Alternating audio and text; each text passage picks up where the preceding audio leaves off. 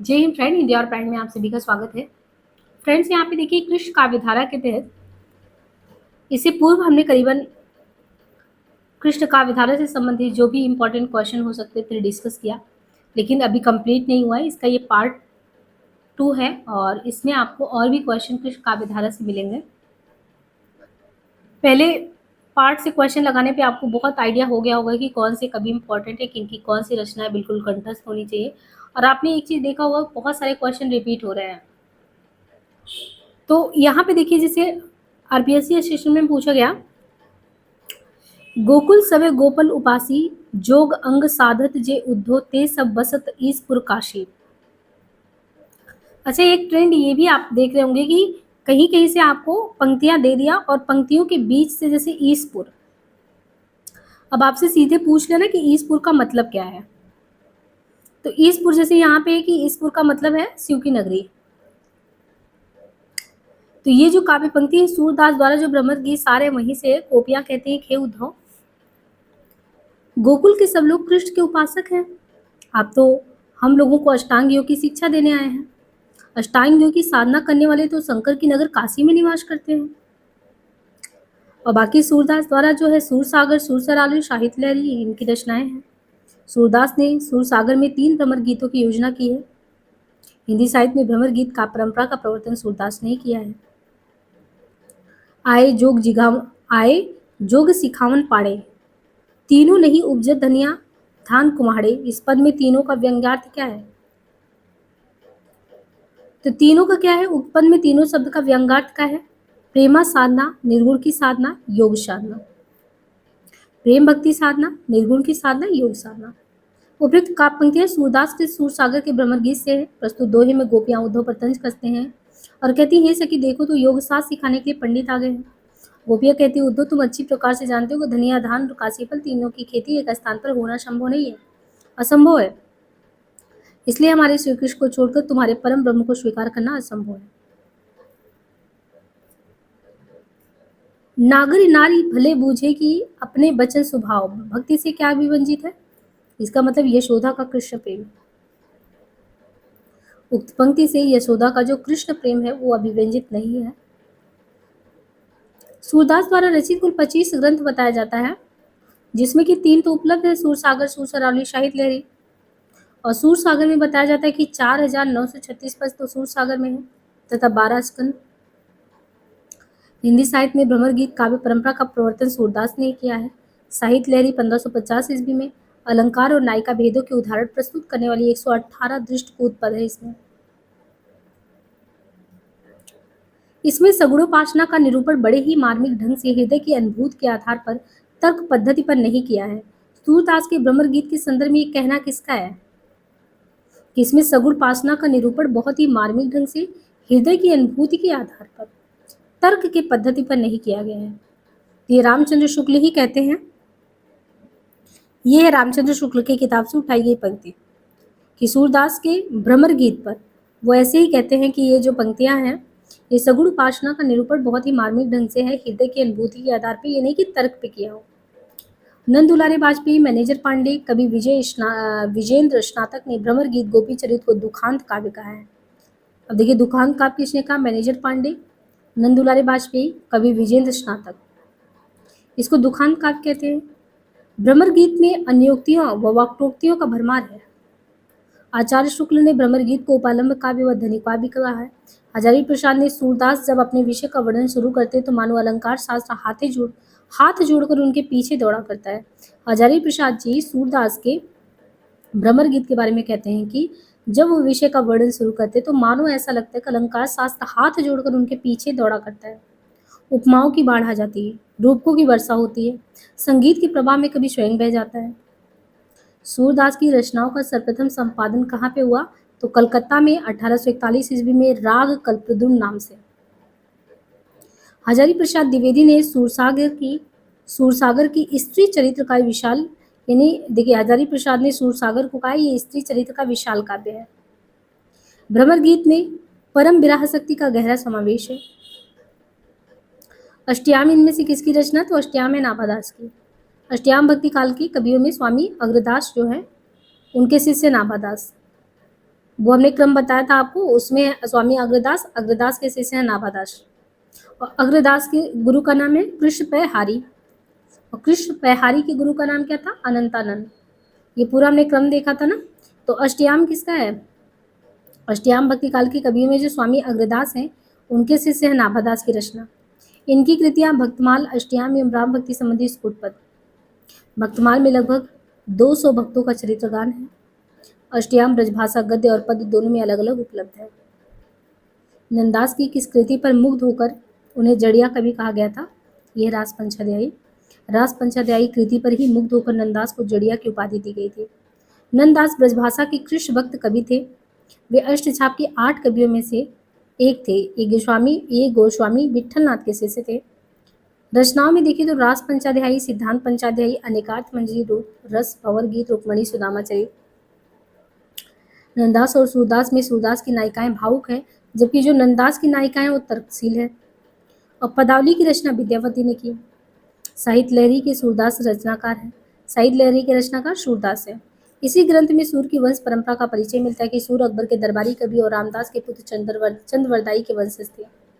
सूरदास के कुल 25 ग्रंथ हैं, जिनमें सूर सागर सरावली, सूर रामायण, सूर साखी, सूर पचीसी, केली, राधा रस केली, साहित्य लहरी। कहते हैं कि 25 में से 7 ही उपलब्ध है, जिसमें सूर सागर, साहित्य लहरी, सूर सरावली बहुत ही प्रसिद्ध है।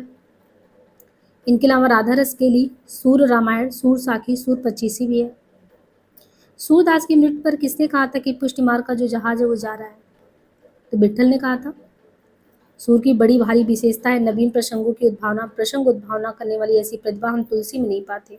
ये जब हमने किताब पढ़ाया था शुक्ल जी का, तब आपको ध्यान दिलाया था कि देखिए इनके किनके बारे में कहा गया है।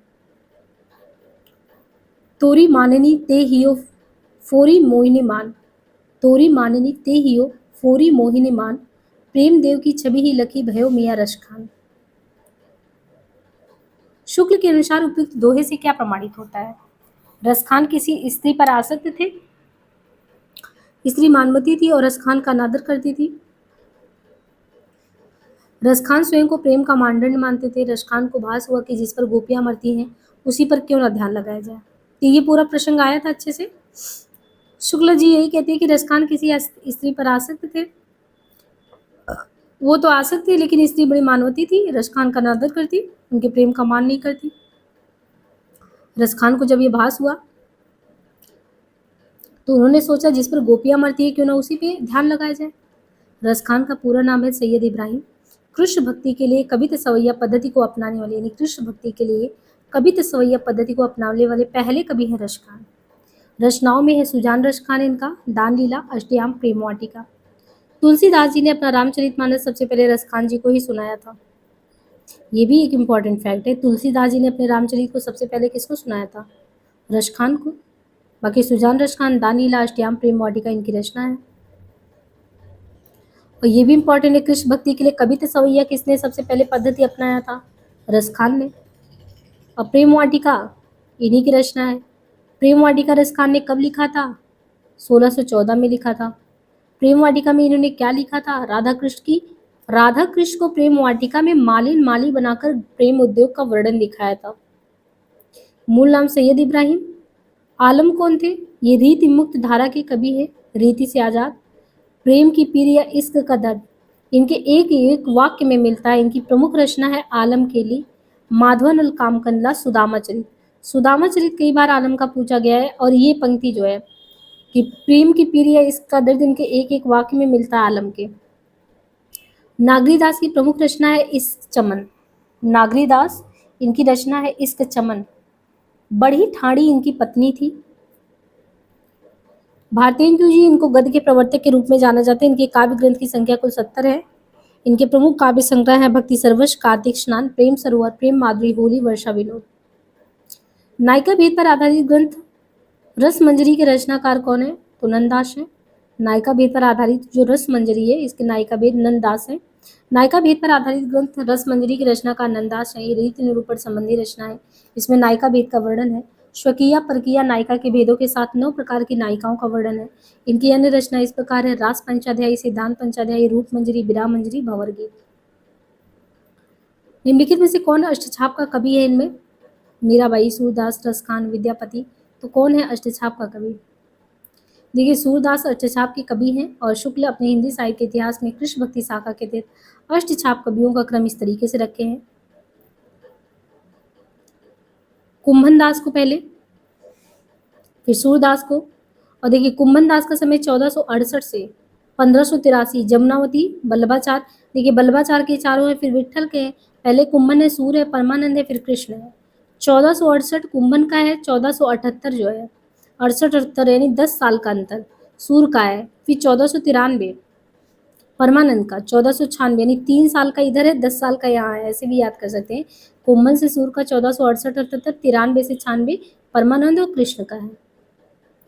बाकी गोविंद स्वामी 5 से 15, 10 साल का गोविंद, और छिद स्वामी में 5 और 15 और 30 और 33। ये तो बहुत ही बढ़िया बन गया। यहाँ पे देखिए 68 78 78 10 और 93 96 3 साल, फिर 5 से 15, 1505 से 15 छिद स्वामी और गोविंद स्वामी का तो 10 साल, और चतुर्भुज और नंददास का फिर 3, तो 10 3 10 3। बाकी कुंभन का जमनाती यूपी के थे, सीही यूपी के सूरदास भी थे, कन्नौज यूपी परमानंद, चिलोत्रा गुजरात के थे, कृष्णदास चिलोत्रा गुजरात के थे, गोविंद स्वामी थे राजस्थान के, छिस्वामी यूपी के, जमुनावती और रामपुर। निम्नलिखित में से कौन सा कवि कृष्ण भक्ति धारा के कवियों में नहीं आता है? तो वही है नाभादास, नहीं आते है ना। नाभादास जो है राम भक्ति धारा के कवि हैं, कृष्ण भक्ति धारा के ये नहीं है। केवल प्रेम लक्षणा भक्ति का आधार ग्रहण करने के कारण कृष्ण भक्ति शाखा में, यहाँ पे थोड़ा सा ये ब्लर हो गया है,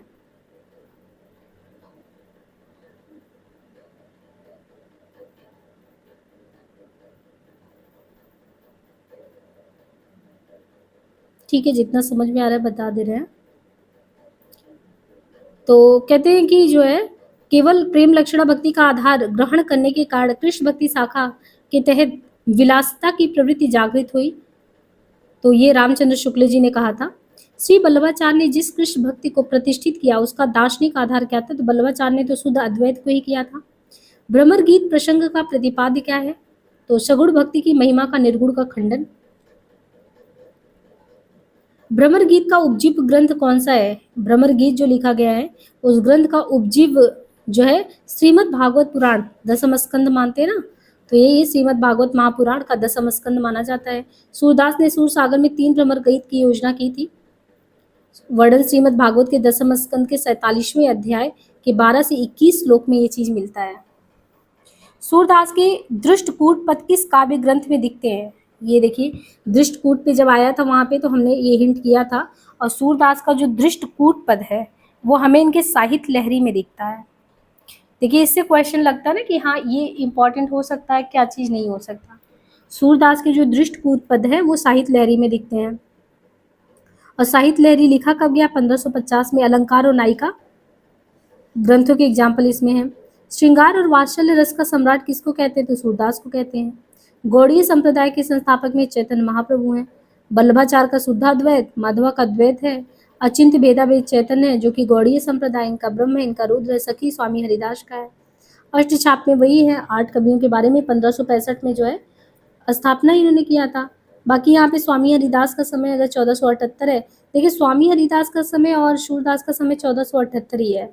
मीराबाई का 1516, रसखान का 1533 है। 252 वर्षों की भाषा जो है वो क्या है? तो ब्रज भाषा में लिखा गया है। मीराबाई से संबंधित कौन सा कथन इसमें सही नहीं है? मीराबाई ने मुक्त भाव से सभी भक्ति संप्रदायों का प्रभाव ग्रहण किया। उन्होंने लोक जीवन में रची बसी भाषा का प्रयोग किया। अपने अधिकांश पदों में कृष्ण को वंशीधर, नंदन, श्याम सुंदर, गोपाल आदि नामों से याद किया। उनकी भक्ति माधुरी की थी। मीराबाई की भाषा राजस्थानी मिश्रित ब्रज भाषा थी। सूर कबित सुनी कौन कवि जो नहीं सिर चालन करे? सूर कबित सुनी कौन कवि जो नहीं सिर चालन करे? ये नाभादास। सूरदास के संबंध में ये प्रशस्ति कथन नाभादास ने किया था कि सूर कबित सुनी कौन कवि जो ना ही सिर चालन करे। सूरदास के संबंध में प्रशस्ति कथन नाभादास का है। नाभा ने हिंदी भक्तमाल की परंपरा का सूत्रपात किया। इनके गुरु का नाम अग्रदास था, नाभा के अग्रदास। नाभादास ने सन 1585 के जो आसपास ब्रजभाषा में भक्तमाल की रचना की थी, क्योंकि भक्तमाल काफी बार पूछा जाता है ना नाभादास का कब लिखा गया, 1585 में। इसी में 200 कवियों के बारे में दिया गया है। उनकी भक्ति की महिमा सूचक बातों को 316 छप्पे में। और विट्ठल नाथ के इनमें से कौन से हैं? तो वही है, चार उनके हैं, चार उनके हैं। बल्लभाचार्य के शिष्यों के संबंध में कौन सा कथन गलत है? तो ठीक है, वो तो सेम ही क्वेश्चन है। हम तो दुहु भांति फल पायो, जो रजनाथ मिले तो नीको, नातरु जस गायो। यानी हम तो दोनों ही तरफ से अच्छे हैं, आत्म समाधान के बारे में है। ये पंक्ति सूरदास जी द्वारा रची जो सूरसागर है उसी में संकलित भ्रमर गीत से है। सूरदास तीन सूरसागर सरावली लहरी लहरी मिलता ही है, और सूरदास कृत सूरसागर का उपजीव भागवत महापुराण का 10वां स्कंद है। बाकी हिंदी साहित्य में भ्रमर गीत का परंपरा का प्रवर्तन तो सूरदास ने किया। भ्रमर गीत में कुल 700 पद है, और उपलम्ब भी कहते हैं। सूर सरावली में देखिए, सूर सरावली में कितने हैं? सूर सरावली में 1107 छंद हैं। इसकी रचना संसार को होली का रूपक मानकर की गई। साहित्य लहरी में अलंकार और नायिका भेदों के उदाहरण प्रस्तुत करने वाले 118 दृष्टिकूट हैं साहित्य लहरी में। सूर सरावली में 1107 है, 118 साहित्य लहरी में दृष्टिकूट पद है।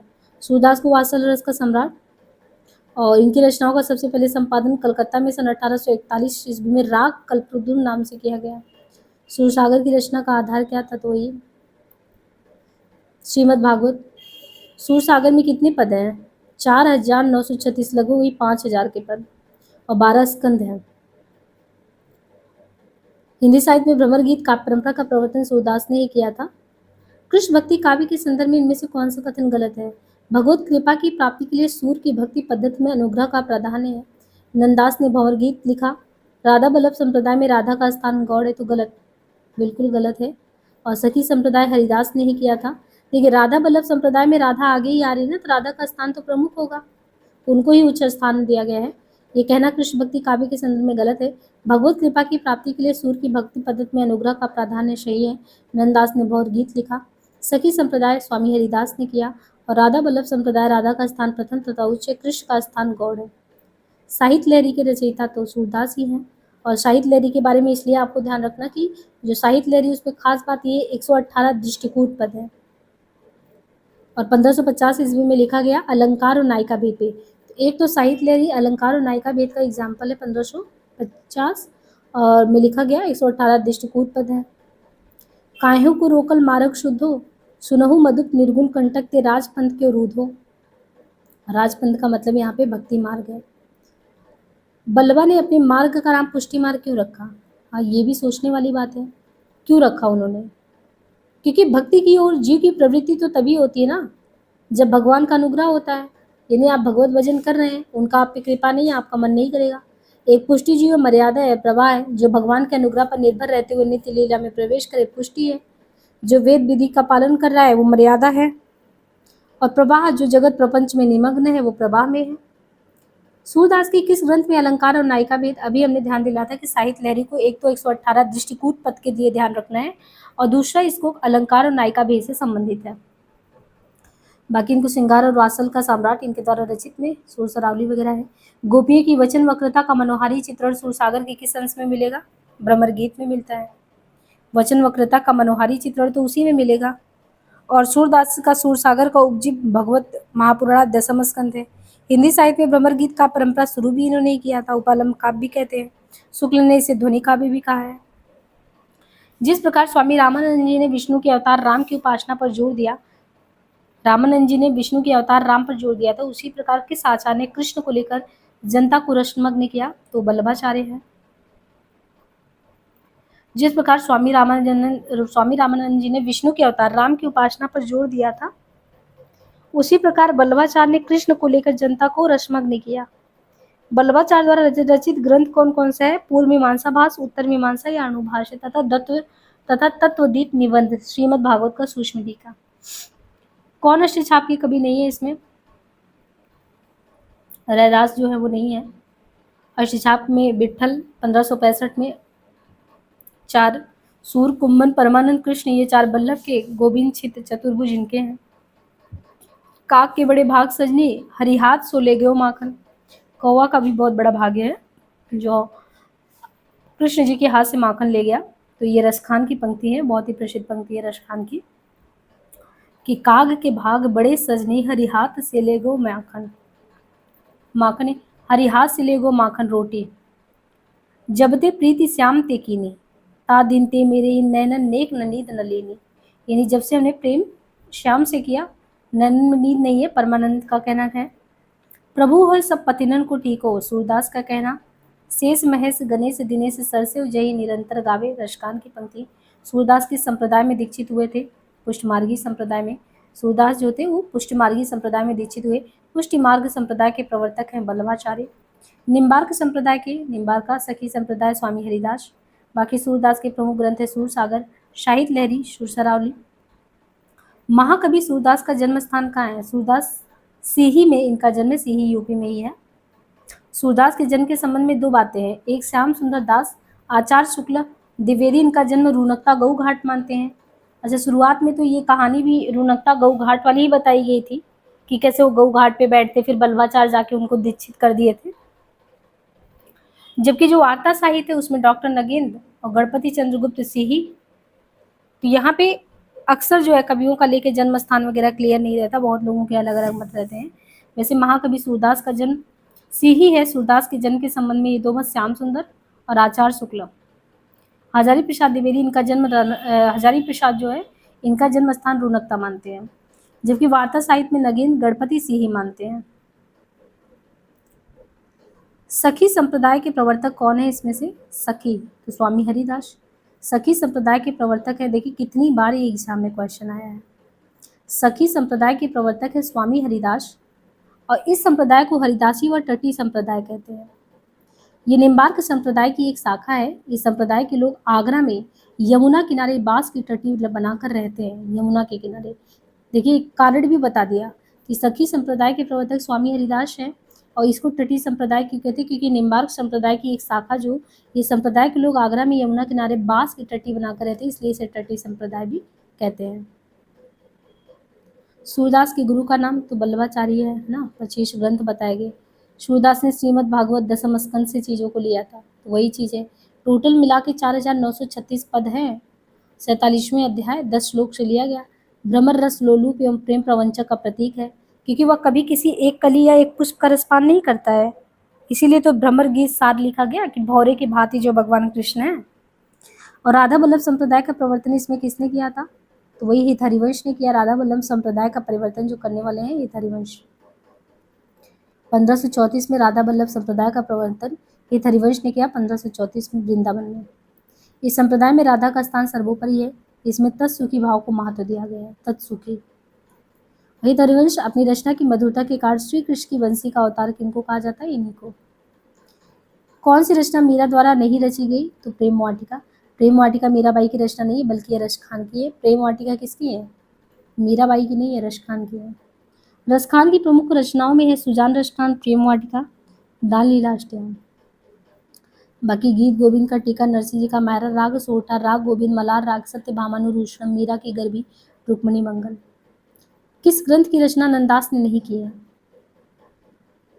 गीत गोविंद की टीका की रचना जो है नंदास ने नहीं की है, बल्कि इसकी रचना मीराबाई ने की है।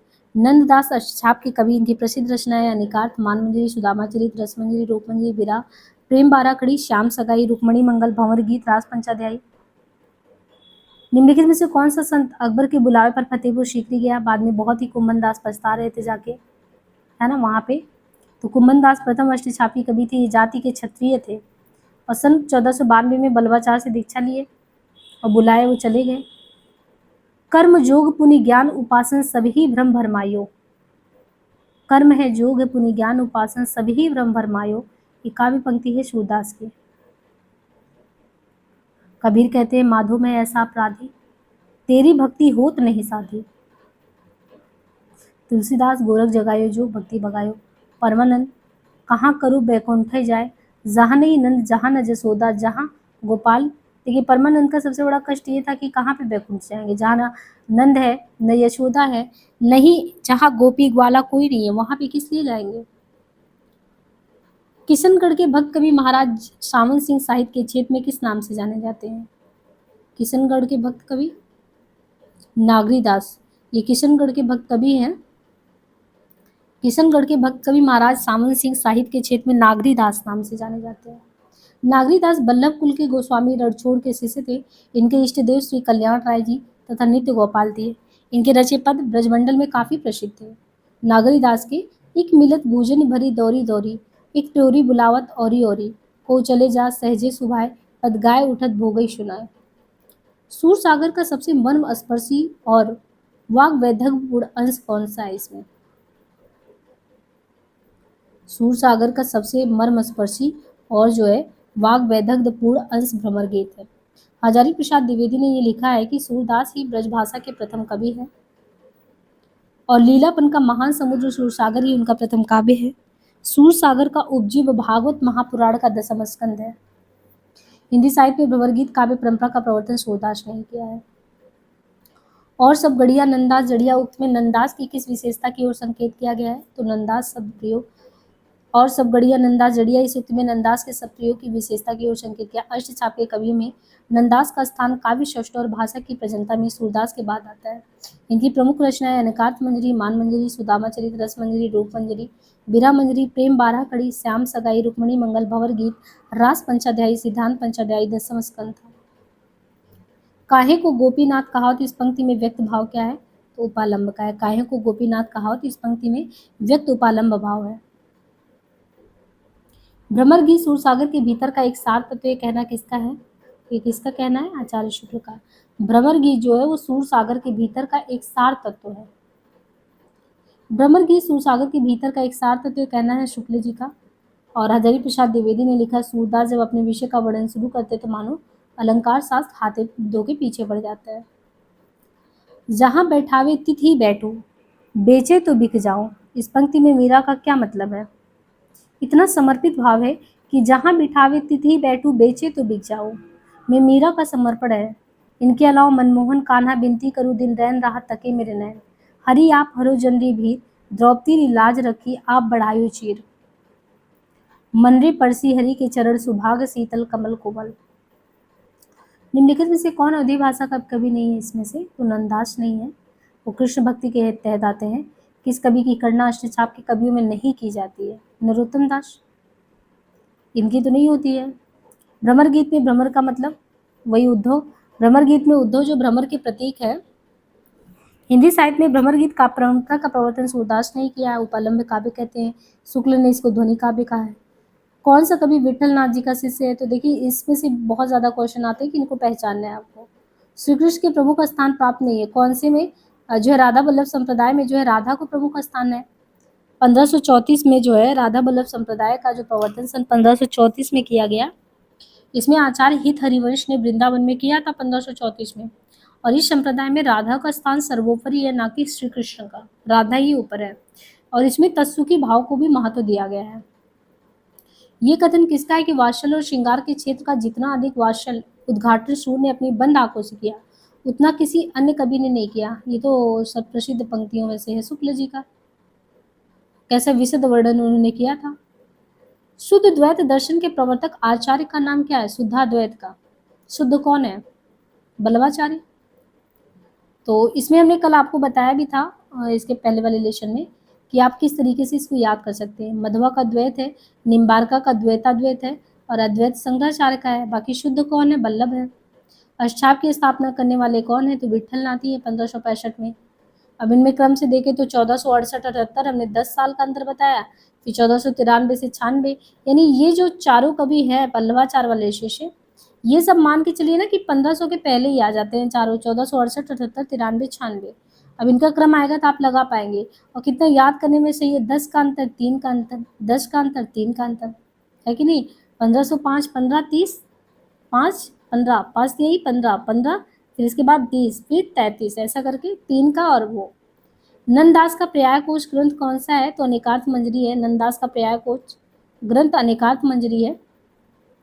और जो विरह मंजरी है, नायिकाओं के विरह वर्णन, इसमें 12 मासा भी है। रस मंजरी इनका है, नायिका भेद से संबंधित।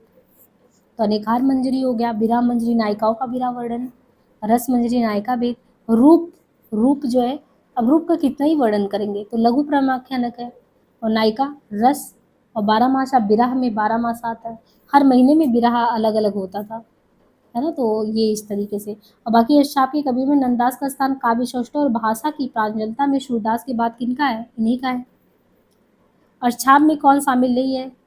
अब इसमें बार बार वही चीज़ है घूम फिर के। मेरे नैनन बिरह की बेल भई, पंक्ति के रचयिता कौन है? तो सूरदास हैं। मेरे नैनन बिरह की बेल भई, ये सूरदास की पंक्ति है। फिर रोई कोई नहीं बोला, आधी रात विहंगम बोला, जैसी की पंक्ति है। बदरा बरसे ऋतु में घिर के, नीत हो अखिया उधरी बरस है। अब अखिया किसकी? सुजान के बिछोह में घनानंद का बरसता है। विद्यापति कहते हैं, काली कहल पे सांझ हिटेस, जाई मैं मारू देश। रास पंचाध्यायी वही नंदास की रचना है। अष्टचाप के कवियों में इनका भी काव्य सौष्ठव। भाषा की प्रांजलता, सूरदास के बाद कौन आते हैं? नंदास ही आते हैं। रास पंचाध्यायी इनका जो है, ये भी याद रखना रास पंचाध्यायी का, कि रोला छंद में है। वियोगी हरि ने इसे हिंदी का गीत गोविंद कहे हैं। वियोगी हरि ने क्या कहा है? जैसे जयदेव का गीत गोविंद है, हिंदी का गीत गोविंद इसे कहा है। 5 अध्यायों में विभक्त है रास पंचाध्यायी। नाम से ही रास पंचाध्यायी, रास का 5 अध्याय है इसमें। बिनु गोपाल बैरिनि भई कुंजे, बिनु गोपाल बैरिनि भई कुंज, ये कुंज जो है बैरिन हो गई बिना गोपाल के। ये सूरदास का ही पद है, ब्रह्मण गीत से लिया गया है। और कबीर जी कहते हैं, माया महा ठगनी हम जानी। केशव कहते हैं, भूषण बिन न बिराजे। प्रसाद कहते हैं, सरासर भूल करते हैं उन्हें जो प्यार करते हैं। कहुरे मधुकर मधुमतवारे, कहाँ करो निर्गुण लेके हो जीवन कान हमारे। ये पंक्ति है ब्रह्मण गीत सूरसागर से। कवियों और से ही उनकी काव्य कृतियों को सुमेलित करना है। विद्यापति की पदावली, नाभा का भक्तमाल, आनंद दास का रास, सुंदर दास का सुंदर विलाप, यमुनाष्टक, हित हरिवंश एवं विट्ठलनाथ दोनों। देखिए यहाँ पे जो यमुनाष्टक रचना है, यमुनाष्टक हित हरिवंश और विट्ठल दोनों की रचना है। तो यमुनाष्टक हित हरिवंश एवं विट्ठल। सूरदास के विषय में कौन सा कथन गलत है? सभी विद्वान जन्मांध मानते हैं। श्रीनाथ मंदिर वृंदावन में कीर्तन करते बल्लभाचार्य के शिष्य थे। प्रभु हो सब पतिन को राजा, पर निंदा मुख पूरी रहो जग, ये निशान है नित बाजा। सभी विद्वान जन्मान मानते हैं, ये चीज गलत है, बाकी चीजें सही है। वो श्रीनाथ मंदिर में कीर्तन करते सही था, बल्लभाचार्य के शिष्य थे। और ये प्रभु हो सब पतिनन को राजा, पर निंदा मुख पूरी रहो जग, ये निशान है नित बाजा। सूरदास के विषय में गलत कथन है। सूरदास को सभी विद्वान जन्मान मानते हैं, क्योंकि कुछ आलोचक, विशेषतः हजारी प्रसाद, ऐसे सूर को जन्मान नहीं मानते। अब यहाँ पे पंक्ति दी है और रचनाकारों से सुमेलित करना है। जैसे दिया पंक्ति, मोर पखा सिर ऊपर रखियो, तो मोर का पंख जो है सिर ऊपर रखेंगे, तो ये रसखान ने पंक्ति उद्धृत किया है। बसो मेरे नैनन में नन्नाल बीराबाई का है, भक्तन को कहाँ सीकरी कुंभन का है, प्रीति कर दीन ही गरे छुरी, ये किसका है? भ्रमर गीत में किन अलंकारों की प्रमुखता है? तो भ्रमर गीत सार में जो है सदृश मूलक अलंकार की प्रमुखता है। भ्रमर गीत सार में सदृश मूलक अलंकार की प्रमुखता है। भ्रमर गीत सार आचार्य शुक्ल द्वारा संपादित महाकवि सूरदास के पदों का संग्रह है। उन्होंने सूर सागर के भ्रमर गीत से लगभग 400 पदों को छांटकर भ्रमर गीत सार के रूप में प्रकाशित कराया। भ्रमर गीत सार के किन पदों में श्लेष और यमक अलंकार पाए जाते हैं? कि किसमें पाए जाते हैं? कूटपद। भ्रमर गीत सार के गे पदों में श्लेष और यमक अलंकार पाए जाते हैं। भ्रमर गीत सार ग्रंथ के लेखक कौन है? आचार्य शुक्ल हैं।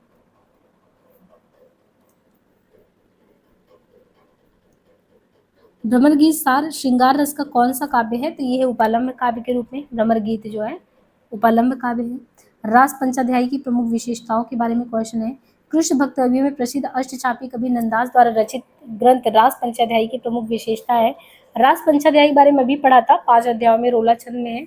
श्री कृष्ण की रासलीला का सविस्तार वर्णन है इसमें अनुप्रासाद युक्त साहित्यिक भाषा का प्रयोग है। सूरदास के बारे में आचार्य शुक्ल द्वारा लिखित कौन सा कथन सही है? सूरदास के बारे में शुक्ल द्वारा लिखित, उन्होंने भिन्न भिन्न लीलाओं को अत्यंत मधुर और मनोहर पदों में गाया है। उनके पद अत्यंत प्रगल्भ और काव्यपूर्ण है। उन्होंने भागवत के 10 स्कंद की कथा इतिवृत्त के रूप में कही है। श्याम विनोदी रे मधुबनिया, अब हरि कोकुल काहे को आवत जात नव यवनिया। सूरदास प्रभु तजी कामरी, अब हरि बह चिकनिया, अब हरि बह चिकनिया। इनके द्वारा सूरदास कहना क्या चाहते हैं? तो इनके द्वारा जो है यहाँ पे सूरदास का कहना है, दी गई काव्य पंक्ति में वर्णित अब हरि बह चिकनिया के द्वारा सूरदास कहना चाहते हैं श्री कृष्ण छैला हो गए हैं, या दूसरे शब्दों में कहें श्री कृष्ण सुंदर छवि वाले हैं। यो ही मन मेरो मेरे काम का न रहो माई, श्याम रंग हुए करी श्यामान्यो श्याम रंग में। कवि में क्या गोपी या भक्त कहना चाहते हैं? श्री कृष्ण के रंग में रंग कर मेरा रंग काला हो गया, मेरा रंग पहले से काला है। श्री कृष्ण के रंग में रंग कर मेरा मन उन्हीं के जैसा हो गया है। तो वही है, श्री कृष्ण के रंग में रंग कर मेरा मन बिल्कुल वैसा ही हो गया, मेरा मन श्री कृष्ण के वश में हो गया है। हरिदासी संप्रदाय के जो राधा कृष्ण है वो किस रूप में है? तो वो है लोक निरपेक्ष। हरिदासी संप्रदाय के राधा कृष्ण लोक निरपेक्ष है, ना कि लोक हित रक्षक। आत्मनिष्ठ और जीवन सापेक्ष ये ऐसे नहीं है। हरिदासी संप्रदाय के प्रवर्तक हरिदास जी है और स्वामी हरिदास ने वृंदावन में निम्बार्क मत के अनुसार सखी संप्रदाय या तृतीय संप्रदाय की स्थापना की। जीवन मुँह चाकू यानी जीवन मुँह चाही को नीको, दरस परस दिन राति करते हैं, कान्हा पिहारे पी को। इन पंक्तियों में शुक्ल ने किस भाव की अभिव्यक्ति की है? असूया भाव की। प्रश्नोक्त पंक्ति में शुक्ल ने असूया भाव की अभिव्यक्ति मानी है। निर्गुण शाखा में कबीर, रैदास, जमनाथ, लालदास, दादयाल, सगुण में सूरदास, तुलसी, मीरानंद, कृष्णदास, परमानंद, कुंभन है। असूया भाव इसमें दूसरे के गुण में दोष निकाला। दैहिक श्रृंगार में बारी साज सज्जा का स्वरूप। निर्गुण काव्य की विशेषताओं, निर्गुणोपासना, रहस्यवाद का उत्कृष्ट वर्णन, बहुदेववाद का विरोध, सामाजिक न्याय और आडंबर का विरोध, लोक जागरण की भावना और जातिपात का विरोध, नारी के कामनी रूप की निंदा, सदुकड़ी भाषा का प्रयोग। बल्लभाचार्य जिस संप्रदाय के आचार्य है उस संप्रदाय के प्रवर्तक कौन है? बल्लभाचार्य जिस संप्रदाय के आचार्य हैं वो रुद्र संप्रदाय है। जिसके प्रवर्तक कौन है? रुद्र संप्रदाय के प्रवर्तक कौन है? विष्णु स्वामी। इनका दार्शनिक मत है शुद्ध अद्वैत। अष्टछाप जो है 1565 में स्थापित हुआ है ना। बाकी बल्लभा के और इनके प्रस्तुत पंक्तियों के रचयिता, प्रेम निकेतन श्री बानई आई गोवर्धन धाम, लेहु शरण चिच्चाही के जुगल स्वरूप ललाम। इनमें रसखान के बारे में कि प्रेम निकेतन श्री बनही आई गोवर्धन धाम, लाहु शरण चिच्चाही के जुगल स्वरूप ललाम। ये पंक्ति रचयिता रसखान की है। हिंदी के मुसलमान कवि में रसखान का बहुत ही महत्वपूर्ण स्थान है। 252 और इनके अलावा जो इनका उल्लेख मिलता है, बाकी इनकी रचनाओं में प्रेम वाटिका है, दान लीला है। वर्तमान समय में सर्वाधिक प्रचलित संकलन तो सुजान रसखान है। सुजान रसखान में 181 सवैये, 17 कवित, 12 दोहे, 4 सोरठे हैं।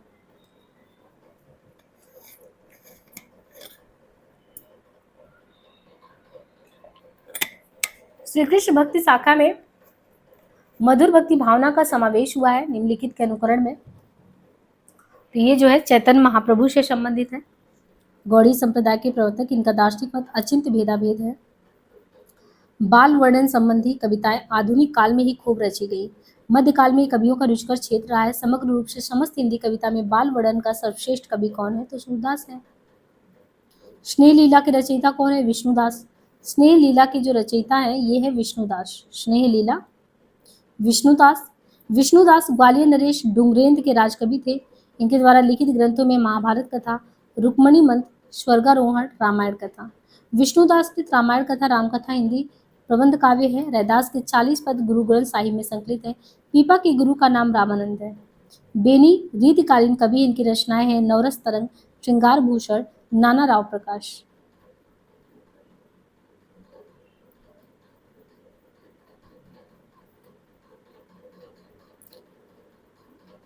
प्रद्युम्न चरित, स्वर्गारोहण, मधुमालती कथा, चिताई वार्ता।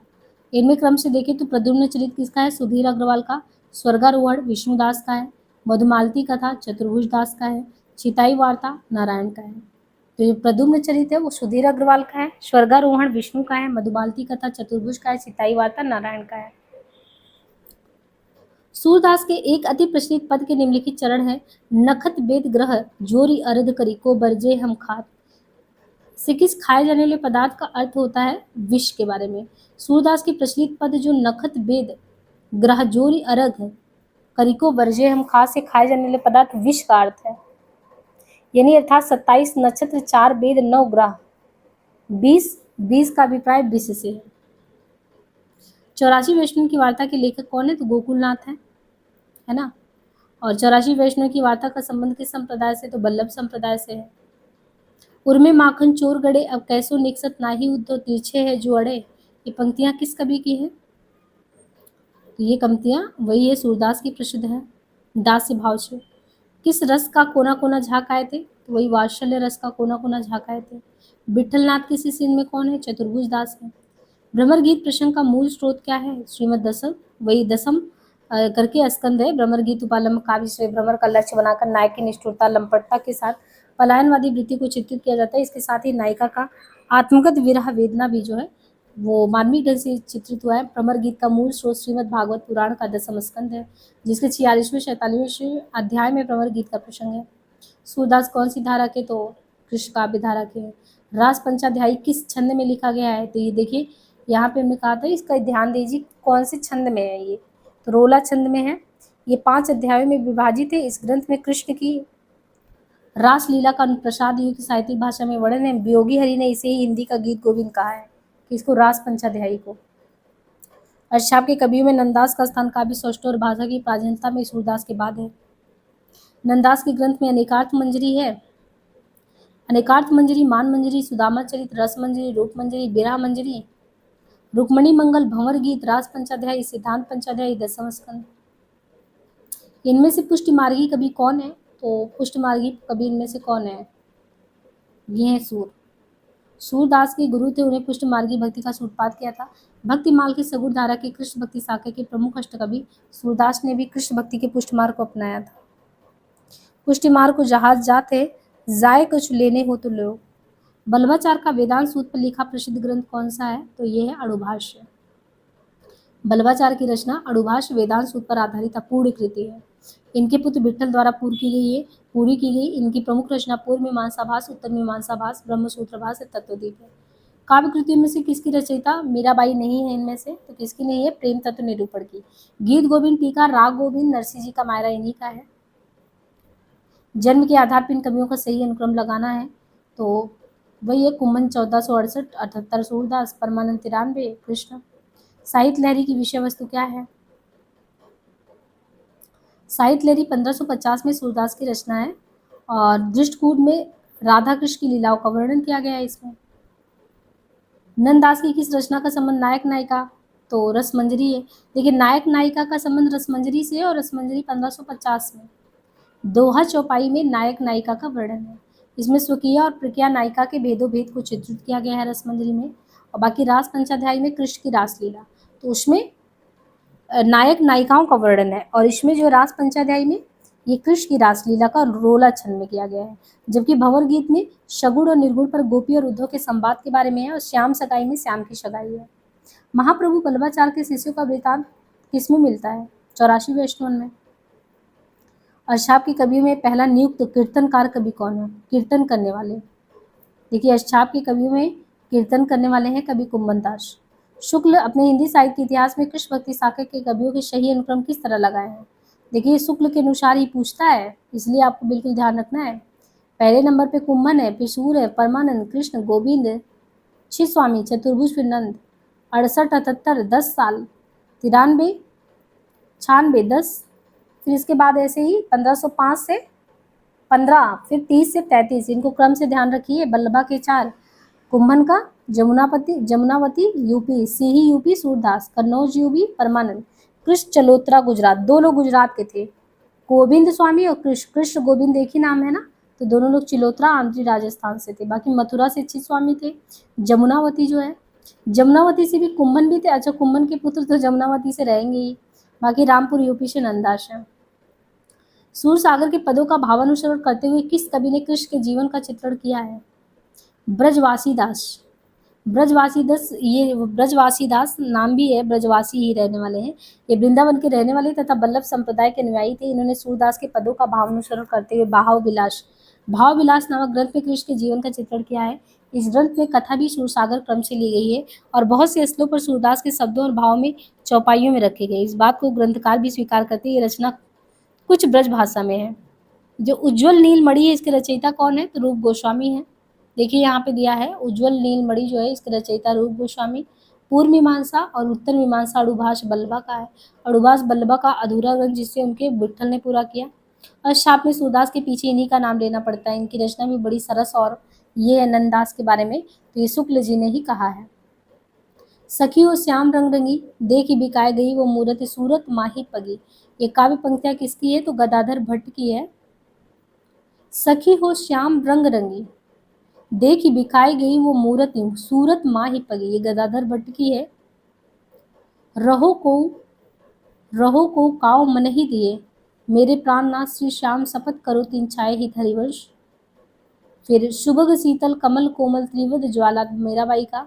और जीव गोस्वामी का है, एक दिन बजाए बंसी हसिया हसिया, श्री जीव कहे मोरे देखे आशिया। बल्लवाचार्य द्वारा रचित ग्रंथ का नाम इनमें से क्या है? तो बल्लवाचार्य द्वारा रचित ग्रंथ अड़ुभाष्य है। इनके ग्रंथों में देखें तो पूर्व मीमांसा भाष्य, तत्वदीप निबंध, सुबोधनी टीका, श्रृंगार रस मंडन, जबकि आध्यात्म रामायण माधवदास चारण द्वारा महाभास पतंजलि द्वारा रचित। ये सूचित करने की आवश्यकता नहीं कि ना तो सूर की अवधि पर अधिकार था न जायसी का ब्रज पर। ये कहना किसका है? तो ये शुक्ल का है। नंददास किस काव्य धारा से संबंधित है? तो वही है, कृष्ण काव्य धारा से संबंधित है ना। और इनमें से सूर की रचना कौन सी नहीं है? तो रास पंचाध्यायी उनकी नहीं है, रास पंचाध्यायी सूर की नहीं है, जबकि सूर सागर सरावली लहरी रास पंचाध्यायी नंददास की है। नंददास की अन्य रचनाओं में रुक्मणी मंगल, सिद्धांत पंचाध्यायी रूप मंजरी, रस मंजरी, मान मंजरी, बिरा मंजरी, नाभ चिंता भगिमाला, दान लीला, मान लीला, नेकार्थ ज्ञान, श्याम सगाई, प्रेम भरा। कृष्ण भक्त कवि कौन से नहीं है इसमें? तो तुलसीदास नहीं है। हित 84 के रचयिता कौन है? हित 84 जो है, हित 84 राधा सुधा निधि तथा यमुनाष्टक, ये तीनों, यमुनाष्टक भी बहुत इंपॉर्टेंट है। हित 84 और राधा सुधा निधि, यमुनाष्टक आदि स्वामी हित हरिवंश की रचना है। सिद्धांत के पद तथा केलीमाला स्वामी हरिदास जी के ग्रंथ है। तो किसके किसके? स्वामी हित हरिवंश के राधा हित 84, राधा सुधा निधि, यमुनाष्टक स्वामी हित हरिवंश की रचना, और सिद्धांत के बाद केलीमाला स्वामी हरिदास। वो हित हरिवंश है, ये स्वामी हरिदास है। हरिदास का सिद्धांत का पद और केलीमाला, जबकि चित्त स्वामी की रचनाओं का संकलन है। चित्त स्वामी ने पदावली। देखिए नंददास की जो रचना है उनके क्रम से यहाँ पे दिए हैं। नंददास के तो अनिकार्थ मंजरी, मान मंजरी, सुदामा चरित, रस मंजरी, रूपा विरह, प्रेम बारह खड़ी, श्याम सगाई, रुक्मणी बारह, रास पंचाध्यायी, सिद्धांत पंचाध्यायी, दसम स्कंद। नीचे दिए नामों में कौन से कवि बल्लभाचार्य के शिष्य नहीं थे? तो 8 भक्त कवियों का क्रम से दिया है, तो ये तो पहचाने जाएंगे कि चतुर्भुज नहीं थे। सूरदास ने किस कृति को नहीं लिखा है? तो कौन सा नहीं लिखा? दोहावली नहीं लिखा है। जुगलमान चरित किसका है? तो कृष्णदास का। ये देखिए इंपॉर्टेंट है, जुगलमान। जुगलमान जो है कृष्णदास का है। बल्लभ संप्रदाय के कृष्ण भक्त कवि में गोस्वामी विठलनाथ ने अष्टाध्याय की स्थापना की है, जो कृष्णदास है। कृष्णदास जो चौथे नंबर पे आते हैं बल्लभाचार्य के शिष्य में, कृष्ण, इनका है जुगलमान चरित। अष्टाध्याय के अन्य कवि में नंददास, अनेकार्थ और सिद्धांत पंचाध्यायी, दान लीला, कीर्तनावली, चतुर्भुज तथा पदावली छिस्वामी। पदावली जो है छिस्वामी का है, बाकी दान लीला, कीर्तनावली चतुर्भुज का है। कृष्ण काव्य के प्रमुख कवि कौन माने जाते हैं? तो कौन माने जाते हैं? सूरदास माने जाते हैं। ध्रुव चरित किसकी रचना है? तो नरोत्तम दास का पहले भी आया हुआ है, और नरोत्तम का ध्रुव चरित है। ध्रुव चरित और सुदामा चरित। देखिए एक ध्रुव चरित्र है, सुदामा चरित्र है, और इनके अलावा ध्रुव और सुदामे के अलावा विचार माला, ध्रुव चरित, सुदामा चरित, विचार माला आदि जो काव्य है नरोत्तम की है। सुजान रस खान, मूल गोसाई चरित, प्रेम वाटिका, दान लीला, मुसलमान, कृष्ण भक्त कवि रस खान की है। श्रृंगार निर्णय, काव्य निर्णय, रस सारांश, ये भिखारी दास की है। यानी भिखारी दास की रचनाओं में वो निर्णय नहीं कर पा रहे थे कि श्रृंगार लिखे कि काव्य निर्णय लिखे, तो श्रृंगार निर्णय और काव्य निर्णय, रस सारांश। भक्ति काल की किस कवि को जड़िया? तो वही है, नंददास को जड़िया ही कहा गया था। और अष्टाध्याय की स्थापना 1562 में वही विठलनाथ ने ही की थी। 84 वैष्णव की वार्ता, और वो किसने लिखा था? और आत्मकथा है कि क्या है? तो जीवन वृत्त है, उसमें 84 लोगों का, उसमें 252 लोगों का। तत्वदीप निबंध किसका है? तो तत्वदीप है बल्लभाचार्य का। कुशिमार के प्रवर्तक बल्लभाचार्य तत्वदीप निबंध की रचना, तत्वदीप निबंध है इसका नाम। और निम्बार्काचार्य ने अपने सिद्धांतों की स्थापना के लिए वेदांत परिजात सौरभ लिखा। देखिए पुष्टि मार्ग के इन्होंने सिद्धांत लिखा तत्वदीप में, और निम्बार्काचार्य ने अपने सिद्धांत की स्थापना के लिए वेदांत पारिजात सौरभ 10 श्लोकी, श्री कृष्ण अस्तवराज। तो क्या क्या? वेदांत पारिजात, 10 श्लोकी, श्री कृष्ण अस्तवराज, मंत्र हस सोड़सी कोर्सी, प्रपन्न कल्पवल्ली नामक कृति का प्रणयन किया। नाभादास ने अष्टयाम, अनेकार्थ मंजरी, मान मंजरी, रस मंजरी, रूप मंजरी, श्याम सगाई, सुदामा चरित, भंवर गीत। सुदामा चरित के लेखक कौन है? नंददास है। संतन को कहा सीकरी वाला? तो ये कुम्भन का है। स्वाभिमानी भक्त कवि कुम्भन 1468 से 83 परमानंद दास के समकालीन फतेहपुर सीकरी के राज सम्मान का विरोध करते हुए लिखा, भक्तन को कहा सीकरी सो काम आवत जात। पनैया। और कुंभनदान की 186 पद पद संग्रह में संकलित कृष्णदास की कृतियों में देखिए कृष्णदास की जो कृति है उनमें कौन कौन सा है? जुगलमान चरित, भ्रमर गीत, प्रेम तत्व निरूपण, कीर्तनावली, दान लीला, चतुर्भुज कीर्तन संग्रह चतुर्भुज दास की रचनाएं, अनेकार्थ मंजरी, रस मंजरी, मान मंजरी, रूप मंजरी, विरह मंजरी, भंवर गीत, श्याम सगाई आदि नंददास की रचना है। निम्नलिखित में से अष्टछाप के तहत न पढ़ने वाले कवि का नाम क्या है? तो ये है सुंदरदास। सुंदरदास पुष्टमार्गी कृष्ण भक्त कवियों के समूह अष्टछाप के कवि न होकर भक्तिमाल के निर्गुण संत काव्यधारा के कवि हैं। दादू दयाल के श्री सुंदरदास संत परंपरा के सर्वाधिक शिक्षित और प्रतिभा संपन्न साधक और कवि है। ज्ञान समुद्र और सुंदर विलास इन्हीं की रचना है। अष्टछाप की स्थापना बल्लभाचार्य के पुत्र विठल ने किया था। चित्त स्वामी अष्टछाप धारा से 1565 में। फिर नंददास किसके शिष्य थे? तो वही विठल नाथ के ही शिष्य थे। यानी वही क्वेश्चन है ना, इसलिए एक्सप्लेन नहीं कर रहे हैं आप। कृष्ण काव्यधारा के प्रवर्तक कौन है? तो स्वामी बल्लभाचार्य हैं। सूरदास जब अपने प्रिय विषय का वर्णन शुरू करते थे किसने कहा था? हजारी प्रसाद जी ने पहले ही कहा था। और वात्सल और श्रृंगार का कोना कोना ये भी बहुत इंपॉर्टेंट है। बस ये कि नंद दुलारे ने कहा कि स्थिति विशेष का पूरा दिग्दर्शन भी करे, घटनाक्रम अभ्यास का भी, तो साथ ही समुन्नत कोट के रूप सौंदर्य भाव सौंदर्य की भरपूर झलक, तो ये चीज़ हमें सूरदास में मिलती है। पुष्टिमारक का जहाज जो है विठल ने कहा था। कौन सी रचना नंददास की नहीं है? तो दान लीला इनकी नहीं है। तो दान लीला किसकी है? दान लीला है चतुर्भुज दास व रसखान की रचना। देखिए दान लीला चतुर्भुज की भी है, रसखान की भी है। ऐसे क्वेश्चन कंफ्यूज करते हैं कि दान लीला जो रचना है, दान लीला चतुर्भुज की भी है, रसखान की भी है। और बाकी नंददास की रास पंचाध्यायी, सिद्धांत, अनेकात, रूप, विरह, भंवर गीत, गोवर्धन, श्याम सगाई, रुक्मणी, सुदामा चरित, भाषा, दशमस्कंद, पदावली। पदावली समझ लेंगे विद्यापति पदावली, लेकिन ये हम किसकी बात कर रहे हैं? नंददास की, इनकी भी पदावली है। विठलनाथ ने बल्लभ संप्रदाय में किस तरह की पूजा पद्धति का समावेश किया? तो इन्होंने किया युगल उपासना का। बल्लभाचार्य ने राधा कृष्ण के युगल जोड़े का। और सूरसागर में जगह जगह दृष्टिकूट वाले पद मिलते हैं, ये भी विद्यापति का अनुकरण है।